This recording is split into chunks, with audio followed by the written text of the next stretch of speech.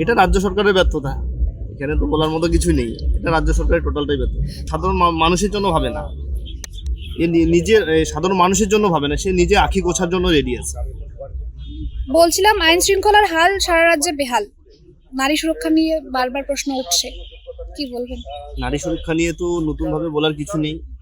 এই রাজ্য সরকারের আমলে প্রত্যেকটা রাজ্যেই, প্রত্যেকটা বিধানসভায়, প্রত্যেকটা ব্লকেই দিনের দিন নারীরা ধর্ষিত হচ্ছে, খুন হচ্ছে, এটাই আর কি। আর এই বর্তমান যা পরিস্থিতি, এই পরিস্থিতিতে বোঝা যাচ্ছে যে পশ্চিমবঙ্গের লোক বা পশ্চিমবঙ্গের নারীরা লক্ষ্মীর ভাণ্ডার চায় না, পশ্চিমবঙ্গের নারীরা চায় সুরক্ষিত। আর সেই সুরক্ষিত রাখার জন্য পশ্চিমবঙ্গের নারীরা এবার হাড়ে হাড়ে বুঝিয়ে দিবে 2026 সালে ভোট ব্যাংকের মাধ্যমে বুঝিয়ে দিবে এই তোলামূলের যে অপশাসন, দুর্নীতি, লুটপাটের বিরুদ্ধে এবার বুঝিয়ে দিবে 2026।